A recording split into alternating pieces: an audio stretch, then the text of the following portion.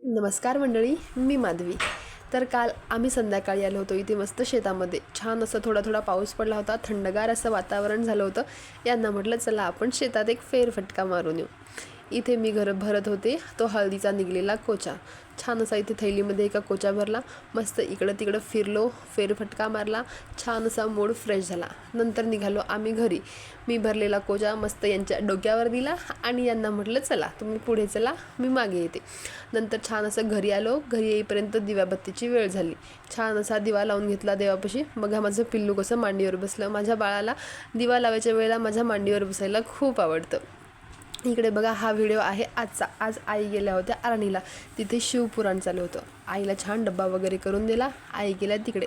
आता आमच्या इथे दुपार सकाळ संध्याकाळ हे असं चाललं या मुलांचं. तो बिझनेस गेम खेळत बसले.